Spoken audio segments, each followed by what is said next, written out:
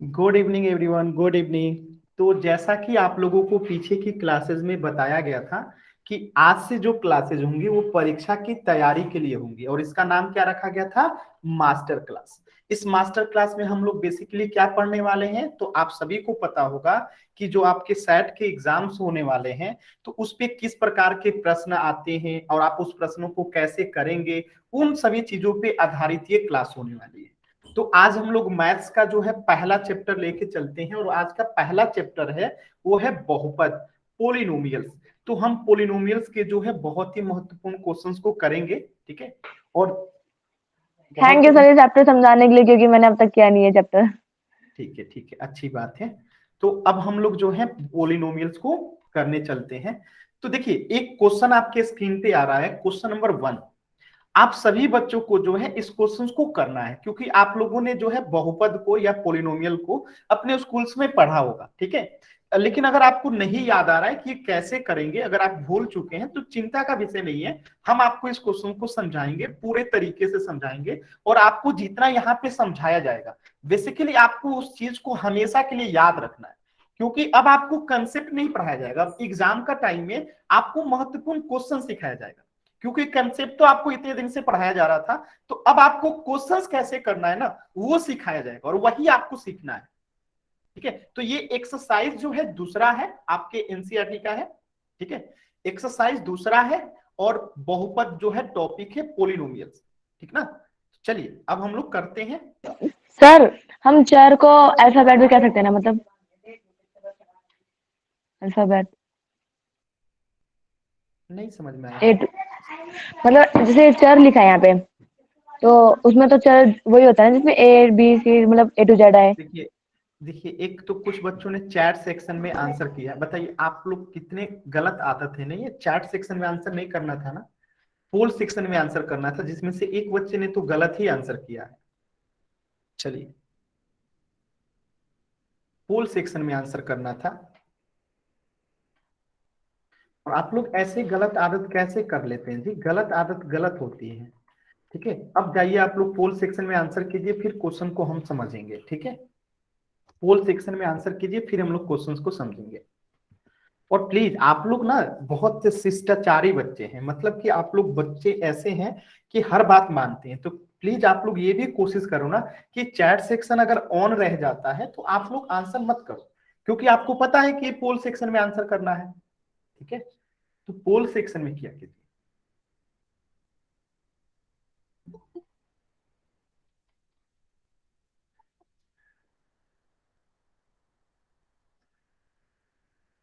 Good evening everyone, good evening.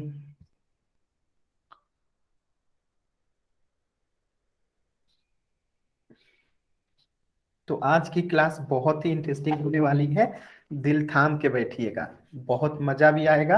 अब बहुत जरूरी भी क्लास है ये। प्रत्येक क्वेश्चन, आज हम लोग टोटल 5 क्वेश्चंस करेंगे, और ये पांचों क्वेश्चंस बहुत जरूरी हैं। और इन पांचों क्वेश्चंस को रट जाना है। रट जाने का मतलब क्या है? आपको आज मैं पूरी तरीके से जितना डिटेल में हो सकता है उतना डिटेल में समझा दूंगा, और आपको समझ में भी आएगी, इसकी गारंटी मेरी है, कहीं पे डाउट नहीं रहेगा।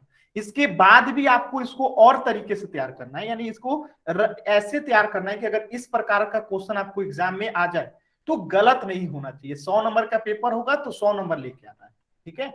इस तरीके से पढ़ना है। चलिए, 10, 9, 8, 7, 6, 5, 4, 3, 2, 1। चलिए इस क्वेश्चन को समझते हैं, पूरे तरीके से सिस्टमेटिक वे में समझते हैं कि ये क्वेश्चन कह क्या रहा था और उसका आंसर होगा क्या।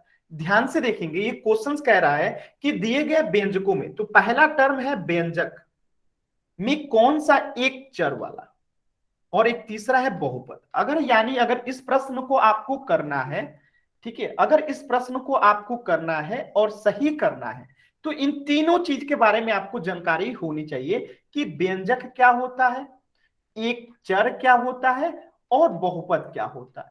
तभी तो आप इस सवाल का जवाब दे पाएंगे कि दिए गए व्यंजक में कौन सा एक चर वाला बहुपद है।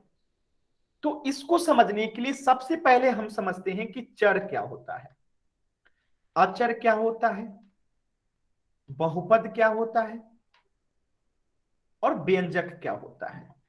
इन चार चीजों को अगर हम समझ जाएंगे तो ये क्वेश्चन आपको समझ में आ जाएगा। तो देखिए, जिसके वैल्यू बदल सकते हैं, यानी कि जैसे एक्स वाई जेड इटीसी, यानी कि एक्स वाई जेड जो भी चीजें होती हैं, इन सबको चर को सूचित किया जाता है एक्स वाई जेड से, और इनके मान जो होते हैं ना अलग अलग कंडीशंस में बदलते रहते हैं। जबकि अचर क्या होते हैं, जिसके वैल्यू फिक्स होते हैं, यानी वन कहीं पे भी लिखिए वन वन ही होता है, टू कहीं पे लिखिए टू टू ही होगा, थ्री थ्री होगा, फोर फोर होगा, ऐसे डैश डैश डैश जितनी संख्या होती है।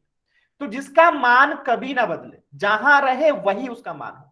एक को आप कहीं पे भी लिखिए, जैसे यहाँ 7 लिखा गया तो इसका मान 7 ही रहेगा, 9 लिखा गया तो 9 ही रहेगा, 5 लिखा गया तो 5 ही रहेगा, बदलेगा नहीं। लेकिन यहाँ 3x जो दिखाई दे रहा है, अब यहाँ x का मान 1 होगा, 2 होगा, 3 होगा, कुछ भी आता पता नहीं है, यानी x का मान यहाँ पे बदलते रहेगा। बात समझ में आया। तो चर मतलब जिसका मान बदल सकता है, अचर मतलब जो नहीं बदल सकता। तो अब आप कहेंगे कि व्यंजक क्या होता है। तो देखिए, अगर मैंने यहाँ पे जेड लिख दिया तो आप इसे चर तो कहेंगे कि जेड क्या है, एक चर है। मैंने यहाँ पे वाई लिख दिया तो वाई को आप चर तो कहेंगे। अब यहाँ पे मैंने 1 लिख दिया, 2 लिख दिया, आप 1 और 2 को क्या कहेंगे कि ये एक अचर है, एक अचर संख्या है जो फिक्स है। लेकिन व्यंजक क्या होता है, तो जब चर और अचर मिल जाते हैं, यानी y प्लस अगर मैं 2 कर दूं तो ये क्या बन गया, व्यंजक बन गया। x प्लस 1 कर दूं, ये क्या बन गया, व्यंजक बन गया। यानी चर और अचर के मिलने से क्या बनता है, व्यंजक बनता है। कितने लोगों को बात समझ में आई।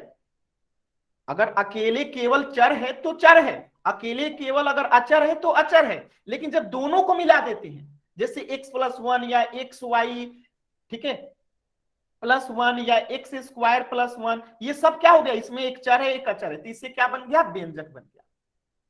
मेरी बातें समझ में आ रही है। व्यंजक क्या होता है, चर और अचर के मिलने से जो होता है व्यंजक बनता है। क्लियर है सभी बच्चों को। चर और अचर के मिलने से जो होता है व्यंजक मिलता है। सभी बातें क्लियर है सर। हाँ सर बताइए। एक बार दोबारा बता दो, कॉल आ गई थी बीच में। मैंने यही बताया कि चर जो होता है उसके मान बदल सकते हैं, तो हम उसे एक्स वाई जेड जैसी संख्याओं से दिखाते हैं, नंबर से दिखाते हैं। जैसे एक्स यहाँ पे क्या है, एक चर है, वाई क्या है, एक चर है, जेड क्या है, एक चर है। बहुत सारे चर होते हैं, तो ज्यादातर हम लोग एक्स वाई जेड को चर के रूप में यूज करते हैं। इसी प्रकार अचर क्या होता है, जिसके मान कभी ना बदले, यानी यहाँ पे 7 है तो 7, 9 है तो 9, 5 है तो 5, यानी इसके मान कभी नहीं बदलेंगे। 5 है तो हमेशा 5 रहेगा, 9 है तो हमेशा 9 रहेगा, 7 है तो हमेशा 7 रहेगा, ठीक है। लेकिन यहाँ पे जब x दिख रहा है, ये x दिख रहा है, क्या आपको पता है कि x का मान यहाँ पे क्या होगा, नहीं पता है। यानी इसके मान बदल सकते हैं, कभी कुछ, यानी इसमें x का मान कुछ और आएगा, इसमें कुछ और आएगा। यानी जिसके मान बदल सकते हैं वो चर, और जिसके मान कभी नहीं बदलते अचर। आज जब इन दोनों के मिलने से, यानी मैं कहूं जेड क्या है तो आप कहेंगे एक चर है, मैं कहूं वाई क्या है तो आप कहेंगे एक चर है, जैसे मैं कहूंगा 1 क्या है तो आप कहेंगे एक अचर है, जैसे मैं कहूं 2 क्या है तो आप कहेंगे एक अचर है। लेकिन जब हम एक चर और एक अचर मिला देते हैं, या दो चर एक अचर मिला देते हैं, यानी कि चर और अचर होना चाहिए। जब चर और अचर मिल जाते हैं, कितना इससे मैटर नहीं है, चर और अचर होना चाहिए। अब ऐसा जरूरी नहीं है कि 2 गो चर और एक अचर, ऐसा कुछ नहीं है, चर और अचर होना चाहिए, तो उससे क्या बनता है, व्यंजक बनता है। क्या आप लोग को बातें समझ में आ गई कि चर और अचर के मिलने से क्या बनता है, व्यंजक बनता है। इतनी बातें सभी बच्चों को क्लियर है। बहुत अच्छा। अब आप लोग कहेंगे कि सर हमें चर समझ में आ गया, अचर समझ में आ गया, ये बहुपद क्या होता है। मन में ख्याल आ रहा होगा कि ये बहुपद क्या होता है। तो बहुपद का कंसेप्ट समझने के लिए बस इतना समझ लीजिए, एक ऐसा व्यंजक, एक ऐसा एक्सप्रेशन जिसके घात यानी कि पावर, घात यानी कि पावर, एक ऐसा व्यंजक या एक ऐसा एक्सप्रेशन जिसमें वेरिएबल्स का जो पावर होता है ना, वो दो चीजें नहीं हो सकती। एक निगेटिव संख्या नहीं हो सकती है और एक फ्रैक्शन नहीं हो सकता है। यानी कि 1/2, 3/2 ये जो होती है फ्रैक्शन में संख्या है, ये नहीं हो सकता है। तो इसका बहुपद का मतलब क्या होगा, जिसकी घात जो होंगे हमेशा ही क्या होगा, घात यानी कि पावर जो होगा वो हमेशा ही एक पूर्ण संख्या होना चाहिए। पूर्ण संख्या का मतलब क्या है, जीरो से लेके आगे 1 2 3 4 ये सब पूर्ण संख्या होती है ना, होल नंबर होता है ना। आप लोगों को पता होगा पूर्ण संख्या क्या होती है, जीरो से लेके आगे की जितनी संख्याएं होती हैं सब की सब क्या होती है, पूर्ण संख्या होती है। तो बहुपद का पावर जब भी होगा क्या होगा, 0 1 2 3 4 5 6 7 अनगिनत होगा, लेकिन कभी भी निगेटिव नहीं हो सकता है, कभी भी फ्रैक्शन में इसका पावर नहीं हो सकता है। अगर कोई ऐसा लिख दिया जाए एक्सप्रेशन जिसका पावर निगेटिव हो, या फिर हम ये कहें कि उसका फ्रैक्शन में पावर हो, तो क्या वो बहुपद होगा, एकदम नहीं होगा। तो अब आप लोग समझ गए होंगे कि चर क्या होता है, अक्षर क्या होता है, बहुपद का कंडीशंस क्या है और व्यंजक क्या होता है। तो अब प्रश्न पे आते हैं, प्रश्न क्या कह रहा है, प्रश्न आपसे कह रहा है कि दिए गए व्यंजकों में, यानी कि ये चारों क्या है, व्यंजक है। क्यों व्यंजक है, देखिए इसमें अचर भी है चर भी है, तो चारों क्या है, व्यंजक है। इसमें से एक चर वाला, एक चर वाला मतलब क्या है, या तो एक्स होगा एगो, या तो वाई होगा, या तो जेड होगा, यानी एक ही वेरिएबल होगा। चर क्या होता है, एक्स वाई जेड जो होता है चर होता है, ठीक है। एक्स, देखिए ये अनावश्यक मिस्टर कौन नाम से जो व्यक्ति हैं अनावश्यक कमेंट कर रहे हैं, ठीक है, अनावश्यक कमेंट कर रहे हैं। मैंने पूछा क्या आंसर आपसे, जो कह रहा हूं सुनिए उसको, ठीक है। तो एक चर कह रहा है ना, एक चर वाला बहुपद, तो एक चर का मतलब क्या होगा, जिसमें सिर्फ एक वेरिएबल हो। तो पहला में देखिए केवल एक्स है, इसका मतलब क्या है, इसमें एक चर है। दूसरा में देखिए एक्स भी है वाई भी, इसमें कितना चर है, दो चर है। तीसरा में देखिए एक्स है और एक्स है, यानी इसमें कितना चर है, एक चर है। तीसरा देखिए एक्स वाई जेड, इसमें कितना चर है, तीन चर है।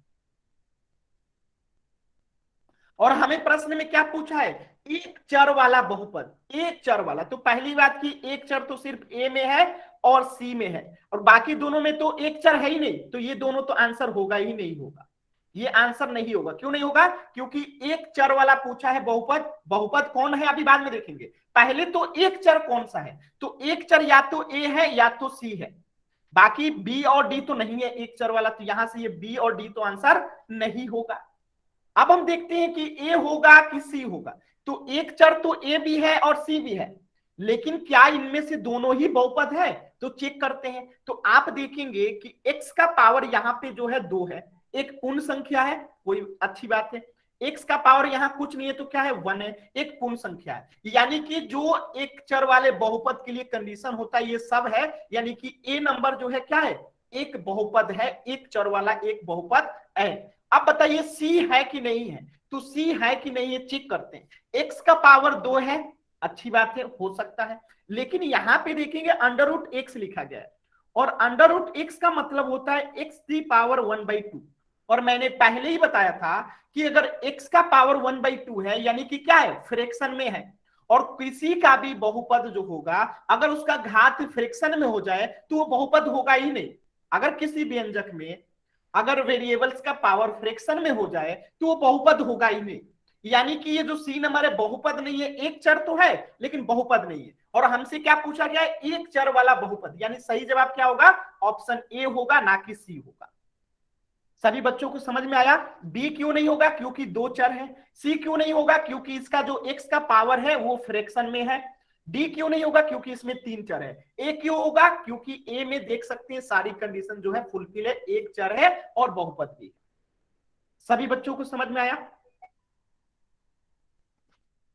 सभी बच्चों को समझ में आया।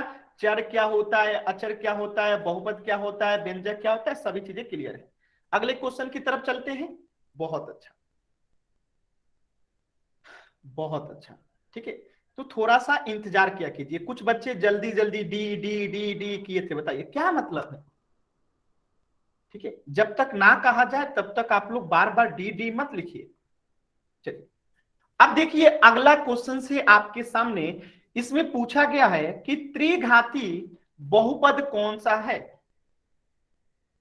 बाली नाम से जो भी बच्चा है आपने एन एन लिखा है, आपको अगर डाउट है तो माइक ऑन कीजिए और पूछिए। बाली नाम से जो भी बच्चे हैं आपने एन एन लिखा है, अगर कुछ भी डाउट है तो आप माइक ऑन कीजिए और पूछिए। शायद दोबारा से बता दो। क्या दोबारा से बता दूं, पूछेंगे तब तो। सर जो आपने अभी बताया ना, एक चर वाला बहुपद। हाँ तो आपको कहाँ नहीं समझ में आया, चर क्या होता है आपको पता है, अभी अभी जो मैंने बताया। सर नहीं पता, अभी क्लास ज्वाइन ही करी है मैंने। अब हमने क्लास बताइए, ज्वाइन अभी करी है। आपके वजह से बाकी के 15 जो बच्चे समय से जुड़े थे उनका नुकसान होगा कि नहीं समय। तो अब आप क्लास के लास्ट में पूछना, क्वेश्चन नंबर 1 में आपको समझा दूंगा, क्योंकि बाकी बच्चों का समय जो है कीमती है। अब 15 मिनट की चीज है, अब लास्ट में 15 मिनट आप रुक के पूछना, ठीक है, क्योंकि आपने समय से ज्वाइन नहीं किया, बाकी बच्चे तो समय से जुड़े थे ना। तो इस क्वेश्चन को सभी बच्चे जाएंगे पोल सेक्शन में करेंगे, आप क्लास के एंड में पूछना, मैं बता दूंगा, ठीक है। अभी आप आगे का क्वेश्चन सीखिए, पीछे का सर जो आपने क्वेश्चन नंबर पोल 1 था सेक्शन खोल दिया? उसको क्लास के बाद आप रुक के पूछिए। सर आपने पोल सेक्शन खोल दिया? नहीं नहीं अभी नहीं किया हूँ, नहीं नहीं नहीं नहीं नहीं नहीं नहीं, अभी क्वेश्चन देखिए, अभी मैंने खोल दिया, अब जाके आप लोग कर सकते हैं, ठीक है।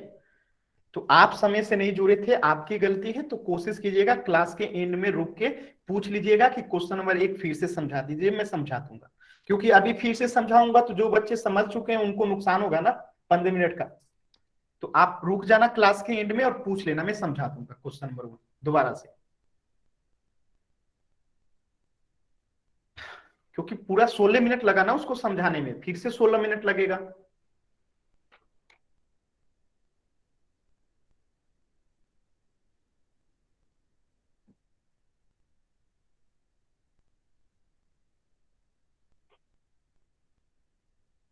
ये बहुत ही सरल प्रश्न था और प्रश्न में ही इसका उत्तर छुपा हुआ है। अगर आप लोग ध्यान से देखेंगे तो प्रश्न में ही इसका आंसर दिखाई दे रहा है, ठीक है।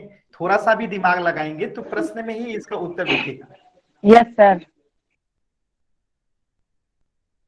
चलिए 10 सेकेंड और, 10, 9, 8, 7, 6, 5, 4, 3, 2, 1।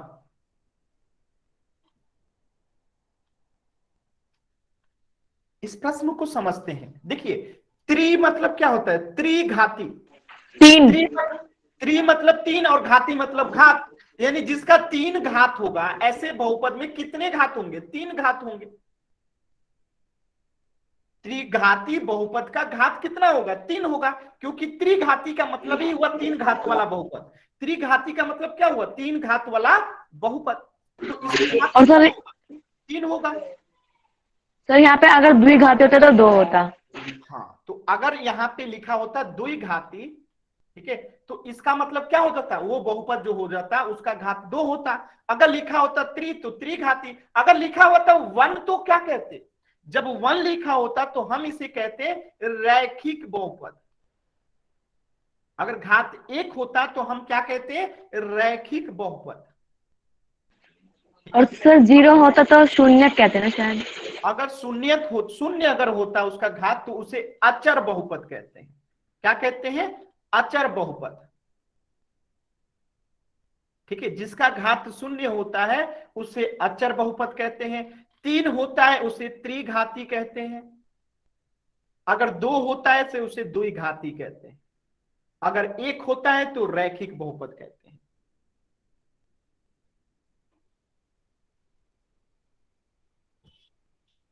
ठीक है, सभी बच्चों को क्लियर है ना। पोल सेक्शन नहीं आता है, विकास जी बता रहे हैं, क्लास के एंड में एक बार पूछ लीजिएगा, मैं बता दूंगा। तो आपको समझ में आ गया, त्रिघाती बहुपद मतलब जिसका घात 3 हो, ठीक है। तो अब मैं कुछ यहां पे सवाल दे रहा हूं और आप लोग को उसको आंसर करना है।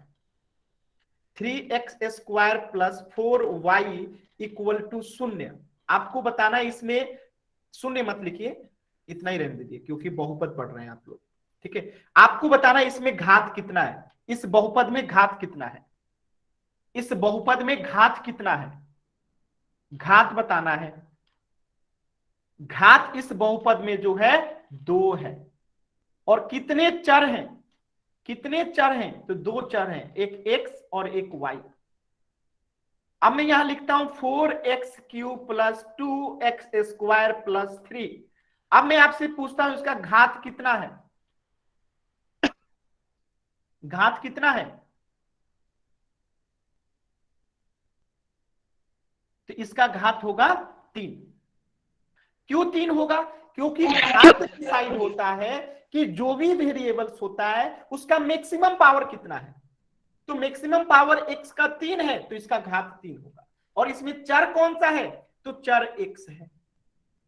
अब मैं यहां लिखता हूं 4x³ प्लस y प्लस 3। बताइए घात कितना है? इसका घात कितना है इस बहुपद का? 3 है। और कौन सा चर है?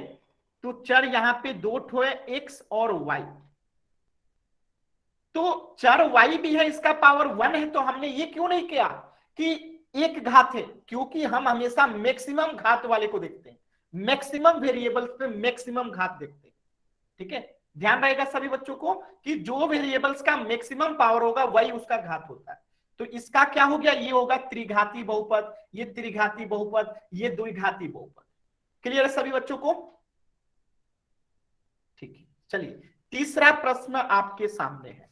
देखिए कुछ प्रश्न आपके एग्जाम में इस प्रकार के भी आएंगे और इसमें ऑप्शंस नहीं रहेंगे। तो ये जो प्रश्न होते हैं ना जिसमें ऑप्शंस नहीं रहते हैं, तो ये 2 से 3 नंबर या 5 नंबर के होते हैं। यानी इसमें आपको आंसर लिख के देना होता है, ऑप्शन नहीं रहते हैं, यानी चुनना नहीं होता बल्कि लिख के आंसर देना होता है। ठीक ना? तो ये प्रश्न क्या कह रहा है मैं समझा देता हूं, क्योंकि इसको आपको चैट सेक्शन में ही आंसर करना है। देखिए कह रहा है कि दिए गए बहुपद में t² - 3t + 2 का अगर t का मान 0 रखे, 1 रखे, 2 रखे तो इसका मान ज्ञात कीजिए। तो बहुपद कौन सा दिया गया? अच्छा इसको पढ़ते क्या है? ये जो मैंने लिखा है इसको पढ़ते क्या है? तो पहली बात इसे पढ़ते क्या है यहां लिख लीजिएगा कि इसको पढ़ते क्या है। इसे पढ़ते हैं वैल्यू ऑफ पोलिनोमियल। p से पोलिनोमियल, p से पोलिनोमियल, वैल्यू ऑफ पोलिनोमियल जब क्या रखा गया है? t रखा गया है। तो हम इसे क्या पढ़ेंगे? वैल्यू ऑफ पोलिनोमियल t, या इसी को हिंदी में कहेंगे बहुपद का मान। बहुपद का मान जब क्या रखा गया है? t। तो पढ़ना आप लोग सीख गए होंगे कि इसे क्या पढ़ते हैं? वैल्यू ऑफ पोलिनोमियल t, या हिंदी में कहेंगे बहुपद का मान t। क्लियर है? समीकरण क्या है आपको अभी नहीं पढ़ना है दीप्ति, जब पढ़ना होगा मैं आपको बता दूंगा, अभी आपको नहीं पढ़ना है। ठीक है, समीकरण एक्सप्रेशन में ज्यादा अंतर नहीं होता है। जब एक्सप्रेशन में इक्वल टू का साइन लगा देते हैं तो वो समीकरण बन जाता है, और जब तक व्यंजक में इक्वल का साइन नहीं लगता है वो व्यंजक रहता है। तो अभी आपको इसको नहीं सीखना है, तो इसे अभी मत ध्यान दीजिए, अभी जो सीखना है उस पर ध्यान दीजिए। ठीक है, ठीक है। तो यहां पे आपने सीख लिया कि इसे पढ़ते क्या है?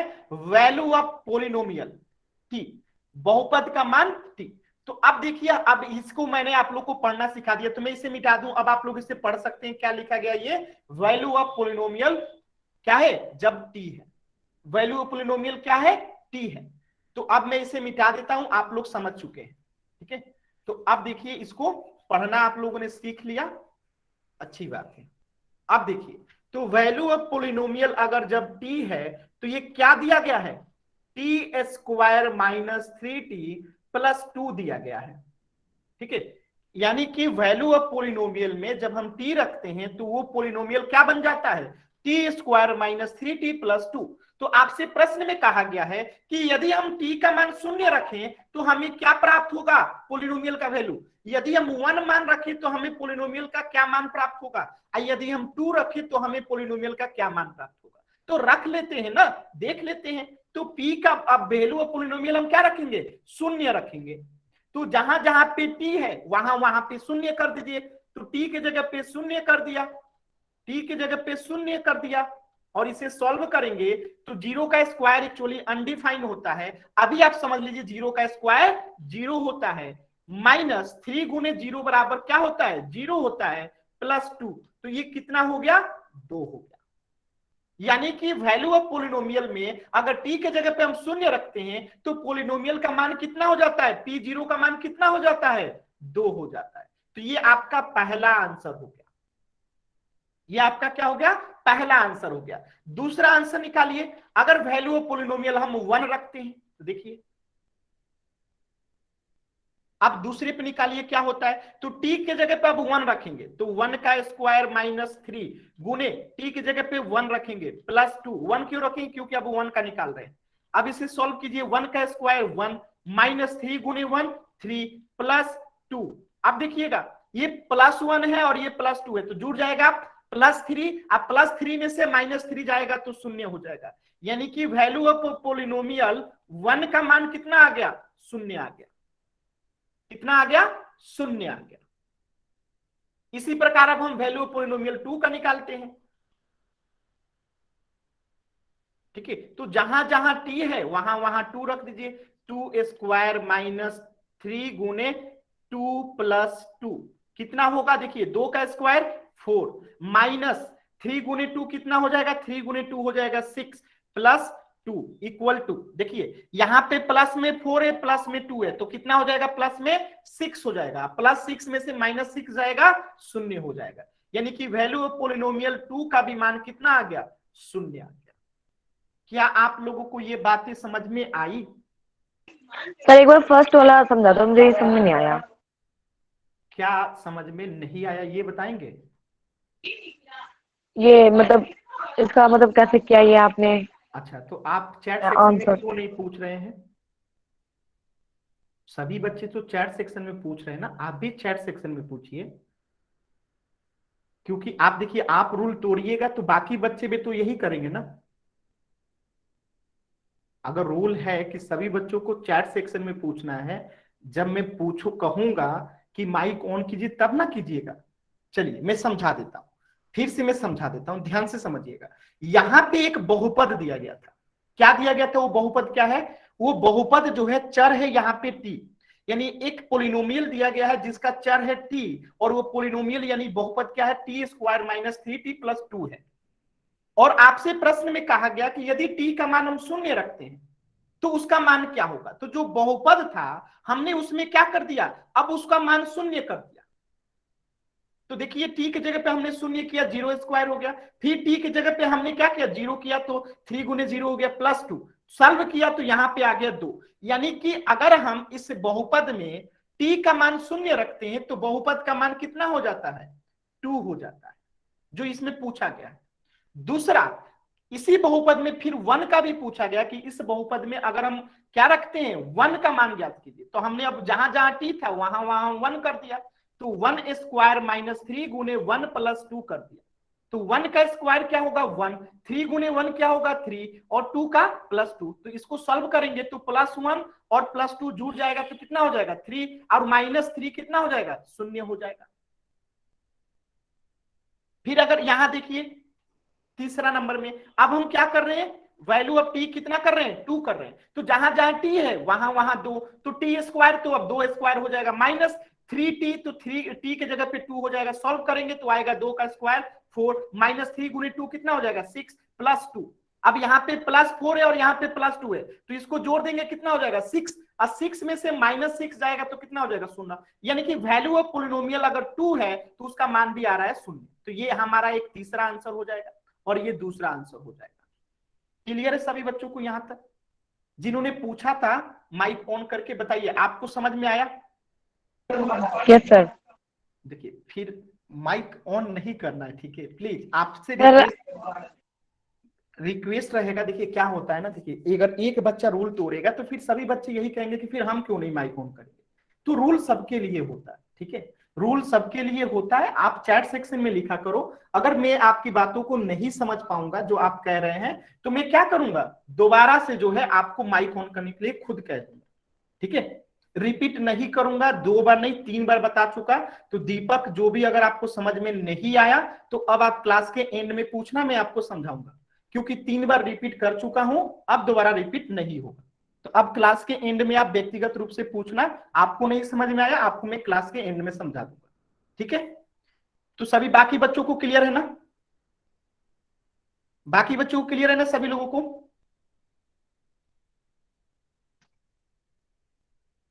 ठीक है, चलिए। अगर दीपक आपको नहीं समझ में आया है तो अब क्लास के एंड में आप पूछना, मैं आपको समझा दूंगा, क्योंकि बाकी सभी बच्चों को क्लियर है। चलिए, तो अब हम देखते हैं क्वेश्चन नंबर 4। क्वेश्चन नंबर 4 क्या कह रहा है, ध्यान से देखिएगा। चैट सेक्शन में, सॉरी पोल सेक्शन में दूंगा, आप उसमें आंसर कीजिएगा। तो अभी मैं चैट सेक्शन आपका ऑफ कर दिया हूं। क्वेश्चन को आप लोग पहले एक बार पढ़िए, फिर मैं आपको क्वेश्चन पोल दूंगा और आपको उसमें आंसर करना रहेगा। आप लोग क्वेश्चन पढ़िए पहले।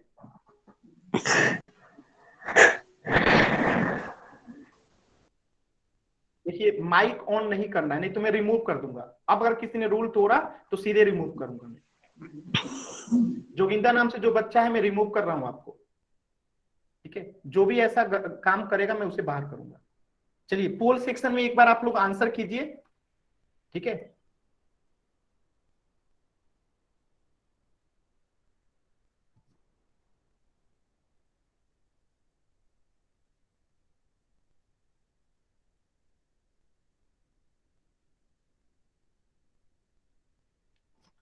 चलिए, मैं इसको अभी समझाऊंगा तो आप लोग को चीजें समझ में आएंगे। आप लोगों ने ये सीधे फैक्टर थ्योरम जो पढ़ा होगा अपने स्कूल में, उसी के आधार पे बनेगा। और ये क्वेश्चन बहुत महत्वपूर्ण है आपके एग्जाम के लिए, ठीक है। तो इसको और अच्छे से समझना है।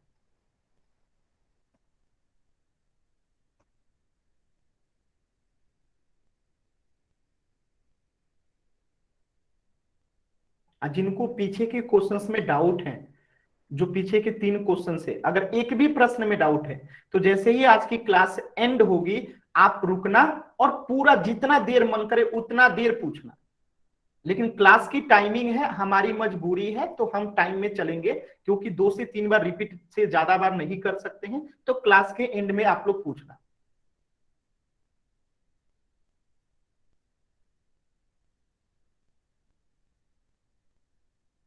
माइक ऑन नहीं करना है। अगर माइक ऑन करेंगे आप लोग बिना पूछे, तो मैं बाहर कर दूंगा क्लास से, आप लोग क्लास नहीं कर पाएंगे। चलिए, 10 सेकेंड और। 10, 9, 8, 7, 6, 5, 4, 3, 2, 1। चलिए, इस क्वेश्चन को समझते हैं, ध्यान से क्वेश्चन को देखेंगे और चीजों को याद करने की कोशिश करेंगे कि आपने के टीचर ने फैक्टर थ्योरम पढ़ाया होगा, ठीक है। फैक्टर थ्योरम, गुणनखंड प्रमेय। फैक्टर थ्योरम का हिंदी होता है गुणनखंड प्रमेय। तो आप लोगों ने गुणनखंड प्रमेय पढ़ा होगा, और वो गुणनखंड प्रमेय क्या कहता है कि अगर कोई बहुपद दिया गया है, जैसे कि यहाँ पे बहुपद कौन सा दिया गया है, पोलिनोमियल एक्स में क्या दिया गया है, बहुपद दिया गया है 2x² प्लस kx प्लस √2 दिया गया, ये बहुपद दिया गया है। और प्रश्न में कहा जा रहा है कि x-1 जो है इस बहुपद का क्या है, गुणनखंड है। इस बहुपद का क्या है, गुणनखंड है। तो फैक्टर थ्योरम कहता है कि यदि ये एक बहुपद है और x-1 इसका गुणनखंड है, यानी कि ये जो गुणनखंड है ना, ये इस बहुपद का शून्यक भी है। और शून्यक का मतलब क्या है कि इस बहुपद के जो होगा वो शून्य हो जाएगा इसके मान पे, यानी कि x-1 जो होगा वो क्या हो जाएगा, शून्य हो जाएगा। बात समझ में? तो जो किसी बहुपद का क्या होता है, शून्यक होता है, ठीक है। अगर किसी बहुपद का ये गुणनखंड है, तो वो ये जो गुणनखंड होता है ना, वो उस बहुपद का शून्यक भी होता है। क्या होता है, उस बहुपद का शून्यक भी होता है। समझ में आ रहा है? वो उस बहुपद का क्या होता है, शून्यक भी होता है। समझ में आ रहा है? यानी कि शून्य का मतलब क्या हुआ कि इस बहुपद का मान जो होगा ना, इस वैल्यू पे शून्य हो जाएगा। x-1 का जो है उस मान पे वो शून्य हो जाएगा। तो यहाँ पे देखिए x-1 पे ये अगर शून्य हो रहा है, तो यहां से x बराबर क्या आ गया, 1 आ गया। यानी कि अगर दिए गए बहुपद में अगर हमने x बराबर 1 कर दिया, दिए गए बहुपद में अगर x बराबर हमने 1 कर दिया, तो ये बहुपद शून्य हो जाएगा। ये बहुपद क्या हो जाएगा, शून्य हो जाएगा। तो यहां से हम क्या करेंगे, अब x का वैल्यू 1 रख देंगे, तो ये बहुपद क्या हो जाएगा, शून्य हो जाएगा। तो रखिए, अब यहाँ पे x का जहां जहां x है वहां वहां क्या रखेंगे, 1 रखेंगे। तो 2, गुने x की जगह पे अब क्या रख देंगे 1 प्लस k की जगह पे k रखेंगे x की जगह पे 1 और प्लस √2 और ये अब क्या हो जाएगा शून्य के बराबर हो जाएगा। क्या हो जाएगा शून्य के बराबर हो जाएगा। बातें समझ में आया? ठीक है, ऐसा एकदम नहीं है। ठीक है, अरशद सैफी जी ने जो मैसेज किए हैं नाम से, ऐसा एकदम नहीं है जैसा आप कह रहे हैं। ठीक है, ठीक है। अब देखिएगा, तो यहां पे क्या हो गया, हमने जो है x का मान यहां पे 1 रख दिया और 1 रखते ही क्या हो गया, ये शून्य के बराबर हो गया। तो अब हम इसको सॉल्व करते हैं। तो 2 गुने 1 का स्क्वायर 1 होता है प्लस k गुने 1 जो होगा k हो जाएगा प्लस √2 इक्वल टू शून्य हो जाएगा। ठीक है, अब देखिए 2 में 1 से गुणा करेंगे 2 plus k plus √2 equal to शून्य। अब यहां से k का मान निकालिए। अगर हम k निकालेंगे तो ये जो +2 है अगर प्लस के इधर जाएगा तो क्या हो जाएगा -2 हो जाएगा और ये प्लस √2 है अगर इधर जाएगा तो क्या हो जाएगा -√2 हो जाएगा। तो यहां आप लोग देख सकते हैं कि यहां भी माइनस है और यहां भी माइनस है, तो माइनस को हम कॉमन ले लेते हैं। ठीक है, दोनों में माइनस है तो माइनस को हमने कॉमन ले लिया। तो यहां पे अब क्या बचेगा 2 बचेगा और यहां पे जो है +√2 हो जाएगा। +√2 क्यों होगा, क्योंकि जब हम माइनस को कॉमन लेते हैं तो उसके साइन बदल जाते हैं। यानी हमने यहां से माइनस को कॉमन ले लिया है तो अब ये +√2 हो जाएगा, साइन बदल जाता है। ठीक है, तो यहां से हमारा क्या आ गया, आंसर क्या आ गया, k का वैल्यू आ गया हमारा ऑप्शन बी -2 + √2। ठीक है, समझ में आ रहा है? मैं फिर से एक बार बताता हूं, ध्यान से सुनिएगा। यहां पे क्वेश्चंस क्या कह रहा था, क्वेश्चंस कह रहा था कि x - 1 जो है, जो ये दिया गया बहुपद है 2x² + kx + √2 का एक गुणनखंड है।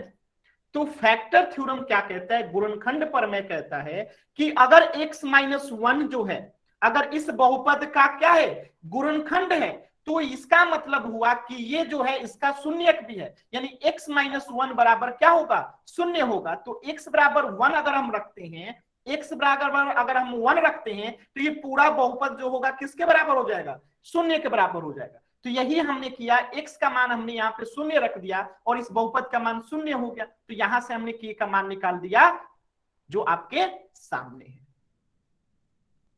अगर अब किसी बच्चे को डाउट है तो पहले चैट सेक्शन में डी लिखेंगे, जब मैं कहूंगा तभी माइक ऑन करेंगे। अगर किसी भी बच्चे को डाउट है तो चैट सेक्शन में डी लिखें। अगर किसी भी बच्चे को डाउट है तो चैट सेक्शन में डी लिखें, अगर क्लियर है तो वाई लिखें। अगर क्लियर है तो वाई लिखें। नहीं नहीं -1 नहीं रखना है, 1 रखना है। माइक ऑन कीजिए, दीपक नाम से जो बच्चे हैं माइक ऑन कीजिए, क्या डाउट है बताइए। दीपक नाम से जो भी बच्चे हैं माइक ऑन कीजिए और पूछिए कि क्या डाउट है। हाँ सर, फर्स्ट और सेकंड पॉइंट समझ में नहीं आया, पी फर्स्ट का क्वेश्चन कौन सा नहीं समझ में आया सर? P1 का फर्स्ट सेकंड जो पॉइंट P1 का ये क्या नहीं समझ में आया बताइए, बोलिए, आप सामने है ना, बोलिए क्या नहीं समझ में आया बोलिए। सर इसमें x माइनस का कैसे आया? x माइनस का ये कैसे आया, आपने अपने स्कूल में पढ़ा होगा कि अगर किसी बहुपद का ये क्या है गुणनखंड है, यानी ये एक बहुपद दिया गया था px, क्या दिया गया था एक बहुपद दिया गया था और x - 1 जो है इसका गुणनखंड है, गुणनखंड है यानी फैक्टर है। तो फैक्टर थ्योरम कहता है कि अगर ये इसका गुणनखंड है 2x² + kx + √2 का गुणनखंड है तो ये जो गुणनखंड है ना ये इस बहुपद का शून्यक भी है। शून्यक का मतलब क्या हुआ कि ये जो बहुपद दिया गया 2x² + kx + √2 ये इसका एक जीरो कर देगा, यानी कि x - 1 इक्वल टू क्या होगा इसका शून्यक भी है। तो हमने x - 1 को क्या कर दिया शून्यक के बराबर कर दिया, शून्य कर दिया। तो यहां से x का वैल्यू मिल गया हमें 1, यानी कि अगर इस बहुपद में हम x का वैल्यू 1 रखेंगे तो ये पूरा बहुपद शून्य के बराबर हो जाएगा।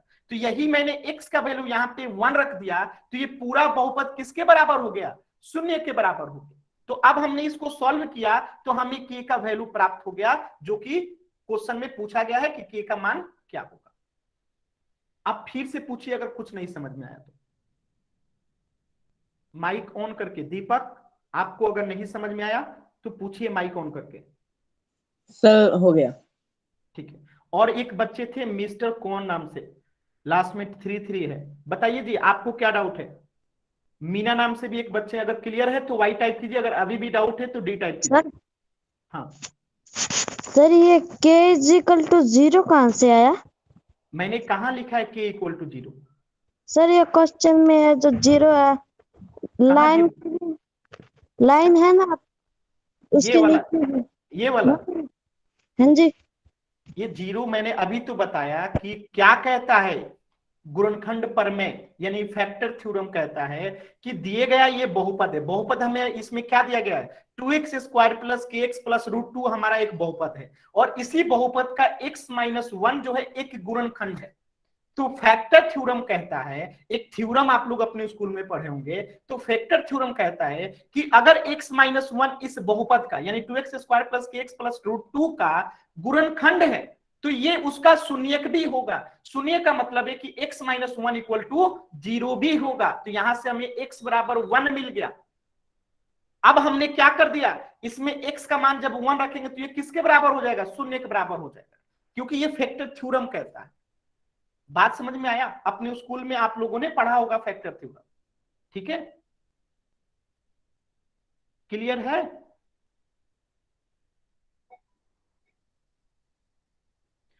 बाकी सभी बच्चों को क्लियर है? वाई टाइप कीजिए अगर क्लियर है तो जल्दी से, कि अगला क्वेश्चन करें हम लोग।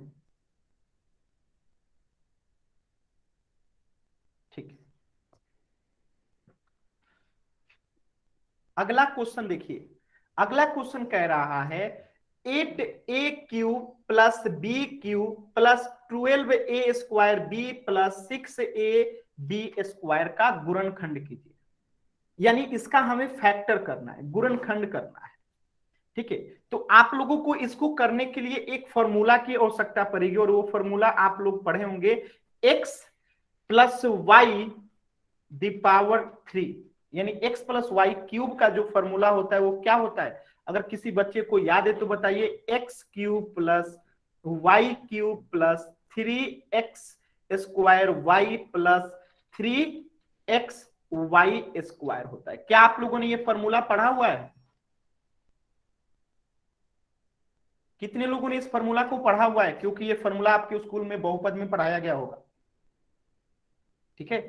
तो अगर आप लोग स्कूल जाते होंगे तो ये फॉर्मूला जरूर पढ़े होंगे, ठीक है। अगर नहीं पढ़े हैं तो ध्यान रखिएगा कि फॉर्मूला क्या होता है, x प्लस वाई की पावर अगर क्यूब होती है तो वो क्या हो जाता है, x³ plus y³ plus 3x² y plus 3xy² हो जाता है। ये फॉर्मूला है, आपको याद रखना है, ये क्या है, फॉर्मूला है।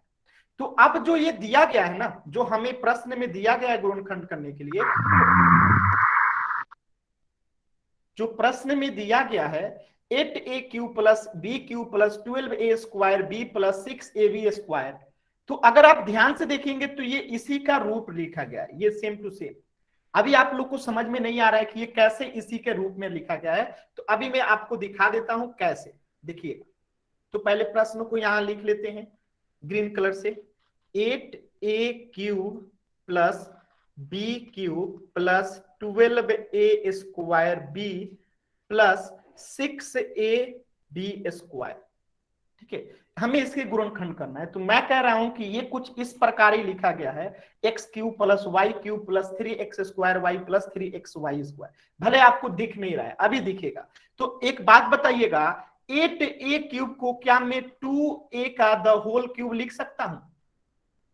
सभी लोग चेक करेंगे, 8a³ को क्या मैं 2a द होल क्यूब लिख सकता हूं? आप लोग कहेंगे कैसे पता? तो देखिए, 2a का होल क्यूब का मतलब क्या हुआ, 2a गुने 2a गुने 2a, इसका यही मतलब हुआ ना। 8a³ को लिख सकता हूं 2a का होल क्यूब, यानी 2a गुने 2a गुने 2a, तो 2 दूनी 4, 4 दूनी 8, तो 8 हो गया, और a 3 है तो a³ हो गया, यानी कि 8a³ को मैं क्या लिख सकता हूं, 2a का पावर 3 लिख सकता हूं। अब देखिए, आप इसको लिख दीजिए 2a का पावर 3 लिख दीजिए। किसी बच्चे को कोई दिक्कत यहां तक बताइएगा? यहां तक किसी बच्चे को दिक्कत? 8a³ को हमने क्या लिख दिया, 2a का पावर 3 लिख दिया। यहां तक किसी बच्चे को दिक्कत है? अगर किसी भी बच्चे को दिक्कत है तो लिखिएगा दिक्कत है डी, डाउट। कोई दिक्कत नहीं है। अब देखिए फॉर्मूला में भी वाई क्यूब है, यहां पे भी बी क्यूब है, तो कोई दिक्कत नहीं, बी क्यूब को बी क्यूब लिखने रहने दीजिए, कोई दिक्कत नहीं है। अब फॉर्मूला में आना चाहिए यहाँ पे 3x² और यहाँ पे है 12a²b। तो देखिए फॉर्मूला के हिसाब से इसको सेट कीजिए। 3a फॉर्मूला में तो हमने 3 लिख दिया। अब यहाँ पे जो है x² है, यानी यहाँ पे जो x था प्लस में जो x था उसी का स्क्वायर कर दिया गया है। यानी कि यहाँ पे जो है ये क्या है, एक्स क्यूब को यहाँ पे क्या लिख दिया गया है, x²। तो यहाँ पे जो क्यूब में है, अब यहाँ पे हम इसको स्क्वायर में लिख देंगे, तो यहाँ पे क्या होगा 2a²। देखिए फॉर्मूला में क्या था, यहाँ पे अगर x क्यूब में है तो यहाँ पे जब लिखा जा रहा है 3 के साथ तो वो स्क्वायर में लिखा जा रहा है। ठीक है, तो यहाँ पे ये 2a³ में है, तो यहाँ 3 के बाद लिखा जाएगा तो किसमें लिखा जाएगा, स्क्वायर में लिखा जाएगा। ठीक है, तो स्क्वायर में लिख दिए। अब यहाँ पे b है, यानी जो b³ था, यहाँ पे जो y³ है, ये y³ जो है यहाँ पे y लिखा जा रहा है, यानी पावर गायब हो जा रहा है। तो यहाँ पे भी अगर b³ है तो यहाँ लिखेंगे तो इसका पावर गायब हो जाएगा, b लिख देंगे। अब अगर आप ध्यान से देखेंगे तो इसका मान जो वही होगा जो 12a²b का होगा। आप चेक करके देखिए। ठीक है, आप चेक करके देखिए 12a²b का मान। देखिए अभी मैंने समझाया भी नहीं और एक व्यक्ति ने कहा कि रिपीट कर दीजिए। अभी तो मैं कुछ समझाया ही नहीं, तो क्या रिपीट करूं? अभी तो लिख रहा हूं, अभी समझाया भी नहीं, तब तक रिपीट कीजिए। बड़ी दिक्कत है, आप लोग समझना नहीं चाहते हैं। ध्यान से सुनिए। ठीक है, पहले सुन लीजिए फिर रिपीट करवा लीजिए। पहले मुझे समझा लेने दीजिए। अभी मैंने समझाया ही नहीं, आप लोग रिपीट करने लगे। समझा लेने दीजिए, फिर पूरा एक बार समझा दूंगा। सर ये फॉर्मूला समझ में नहीं आया। फॉर्मूला मैंने थोड़े बनाया है जी, फॉर्मूला मैंने थोड़े बनाया है। जो फॉर्मूला लिखा गया है ये सत्य है, ऐसा ही होता है और आपको उसको याद करना रहता है कि x + y का अगर पावर 3 है तो फॉर्मूला होता है x³ + y³ + 3x² + 3xy के पावर स्क्वायर। ये फॉर्मूला है, आपको याद करना होगा। ठीक है, क्योंकि अगर इसे मैं प्रूव करूंगा तो पूरा क्लास निकल जाएगा। ठीक है, पूरा क्लास निकल जाएगा प्रूव करने में, तो इसको इसी तरीके से याद करना होता है। ठीक है, तो अब हम अगर इसको ध्यान से देखेंगे तो ये कुछ इसी प्रकार से लिखा गया है। तो मैंने कहा कि 8a³ को हम लोग जो है 2a का पावर 3 लिख सकते हैं। तो मैंने यहाँ पे 8a³ को 2a के पावर क्यूब में लिख दिया। अब मैंने कहा b³, तो यहाँ पे भी y³ है, तो यहाँ पे b³ को b³ में रहने देते हैं। ठीक है, अब देखिए 12a²b को हमें 3x² में y के रूप में इसको बदलना है। तो मैंने क्या किया, फॉर्मूला में 3 था तो 3 लिख दिया। अब फॉर्मूला में यहाँ पे क्या है, यहाँ पे 3 है तो 3 है। अब यहाँ पे जो x³ है ना, इसी को यहाँ पे x² में लिखा गया है। तो यहाँ पे जो 2a को पावर में 3 है, तो इसी को यहाँ पे अब y² में लिखेंगे, तो 2a² लिख दिया। फिर यहाँ पे देखिए जो y है, यानी जो ये y³ था, इसी को यहाँ पे पावर हटा के y लिखा गया। तो यहाँ पे भी देखिए b³ है, तो इसको यहाँ पे लिखेंगे, इसका पावर हटा के b लिख देंगे। क्या अभी सभी बच्चों को क्लियर है? क्या अभी सभी बच्चों को क्लियर है? एक बार y टाइप कीजिए जल्दी से। ठीक है, प्लस अब देखिए फिर फॉर्मूला में 3 है तो हमने यहां लिख दिया 3। अब फॉर्मूला में x है, तो ये x कहां से आ गया, यानी जो ये x³ था ना, इसका पावर हट के यहाँ पे केवल x हो जाएगा। तो जो ये 2a³ है ना, तो इसका पावर हट के यहाँ पे क्या हो जाएगा, सिर्फ 2a हो जाएगा, इनटू यहाँ पे y² है, यानी जो ये यहाँ पे y³ था ये y² हो गया। तो यहाँ पे b³ है, तो यहाँ पे क्या हो जाएगा, b² हो जाएगा। अब आप इसको ध्यान से देखेंगे तो ये 6ab² ही होगा। देखिए आप ध्यान से, 3 × 2 करेंगे तो 6a हो गया, अब b² तो b² हो गया। तो समझ में आ रहा है, हम इसे कंपेयर करके यहां पे लिख रहे हैं। समझ में आ रहा है? अभी समझ में आ रहा है? सभी लोग y लिखेंगे। ठीक है, तो जब हम x + y³ को x³ + y³ + 3x² y + 3xy² लिख सकते हैं, तो क्या हम 2a⁴ + b³ + 3 ए का power 2 into b plus 3 into 2a into b square को क्या हम 2a प्लस बी का द होल क्यूब नहीं लिख सकते हैं? सभी लोग बताएंगे। यही तो था जो यहाँ पे एक्स क्यूब था, यहाँ पे एक्स, और जो यहाँ पे y था यहाँ पे y बन गया, द पावर में q लगा दिया। तो यहाँ पे x क्या है, यहाँ पे y हो गया b क्यूब और यहाँ पे x हो गया 2a, तो ये 2a प्लस b क्यूब हो गया। इसका गुणनखंड निकालना है हमें, गुणनखंड निकालना है, तो इसी को 3 बार लिख दीजिए, 2ab फिर 2a प्लस b फिर 2a प्लस b। ये इसका आंसर हो गया, गुणनखंड निकल गया। ये क्या हो गया, इसका आंसर हो गया।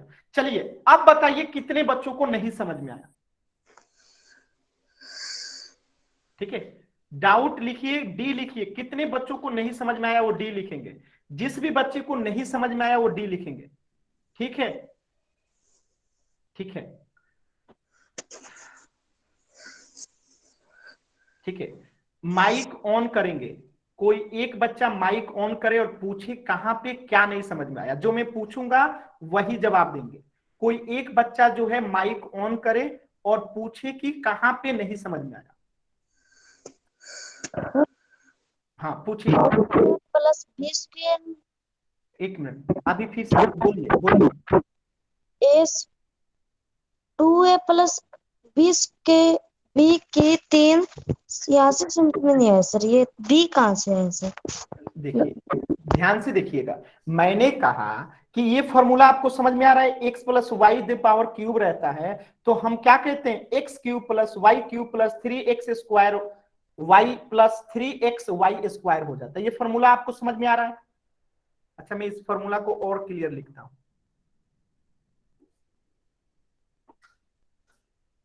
ठीक है, yes sir. x plus y का अगर पावर क्यूब है तो ये इसका फॉर्मूला होता है, फॉर्मूला क्या होता है, x cube plus y cube plus 3x square y plus 3x y square. ये फॉर्मूला होता है। मैंने कहा कि ये जिस प्रकार से क्या होता है, x plus y the whole cube होता है, तो ये जो संख्या लिखा गया है ना, इसी के आधार पे लिखा गया है। तो आपको वो दिख नहीं रहा था, तो मैंने आपको दिखाया कि यहाँ पे x क्यूब है, तो हमें इसे x क्यूब में करना था।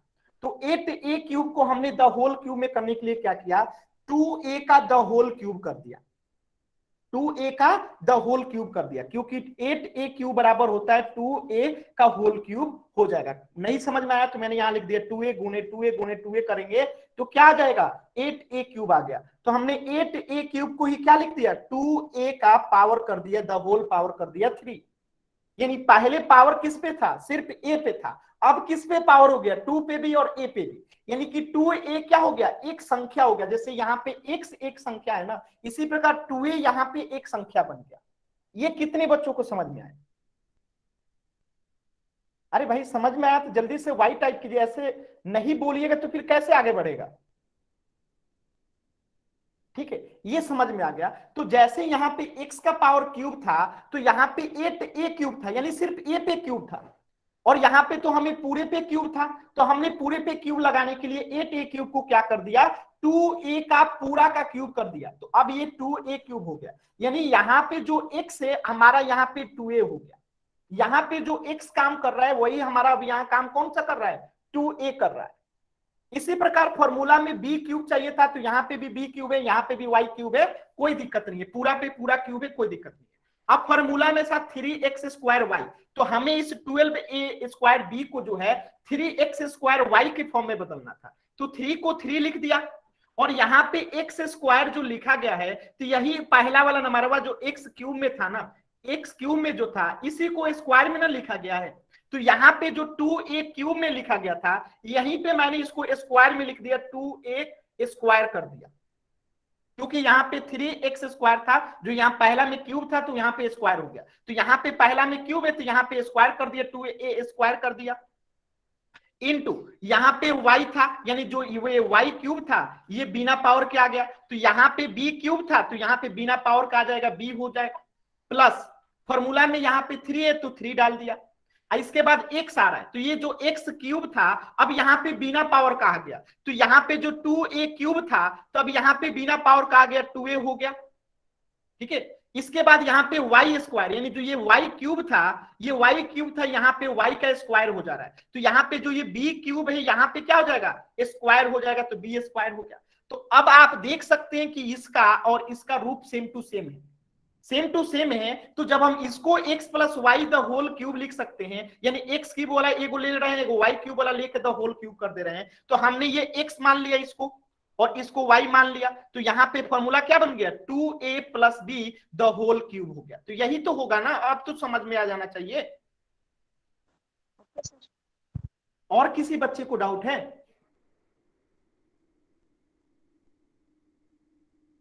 अगर डाउट है, फॉर्मूला का नाम नहीं है जी, ये अलजेब्रिक एक्सप्रेशन है, ठीक है, इसे हम लोग अलजेब्रिक एक्सप्रेशन कहते हैं, ठीक है। अगर किसी बच्चे को डाउट है तो बताएंगे जी, क्लास खत्म होने दीजिए, बताऊंगा, ठीक है। अगर किसी बच्चे को डाउट है तो डी लिखिए जल्दी से।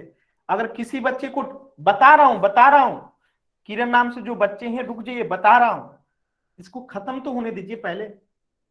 अगर किसी बच्चे को डाउट है क्वेश्चन नंबर 5 में तो डी लिखेंगे, क्वेश्चन नंबर 5 में अगर डाउट है तो डी लिखेंगे। किसी बच्चे को डाउट है? किसी बच्चे को डाउट नहीं है तो एक बार वाई तो लिखिए यार, डाउट नहीं है तो वाई तो लिखिए। वाई भी नहीं लिख रहे हैं आप लोग, ठीक है।